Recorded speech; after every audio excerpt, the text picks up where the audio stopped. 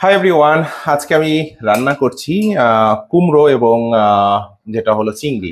কুমড়ো এবং চিংড়ি দিয়ে একটা তরকারির মতো, এবং এবং অনেকেই এটা পছন্দ করেন।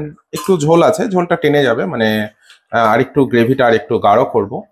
আর রান্না করতে করতে আর একটা জিনিস খুবই মনে হচ্ছে যে মানুষ এত ভালোবেসে কিভাবে ভুলে থাকতে পারে। অনেকটা সাম্প্রতিক একটা গানের মতো, যে একটা গান ছিল না, যদি বিরহ থাকে আমিও থাকি, কে জানি শেষ হবে আগে, কেন যে এত ভালোবাসা মরে যায়, শুধু সময়ে মনে রাখে এত শূন্যতা রাখি যে আমি, দেখে না কেউ।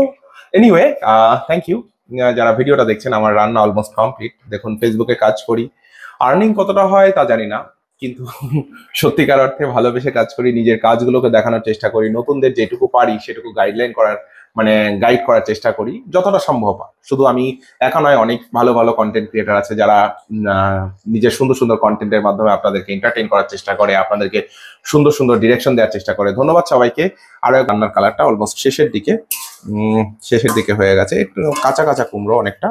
আমি গোটাই দিয়েছি, কোনো একদম পামকিন সিডস যেটা আমরা বলি, বা কুমড়োর যে বীজগুলো, সেই বীজগুলো কিন্তু খেতে ভীষণ ভালো এবং ভালো লাগে।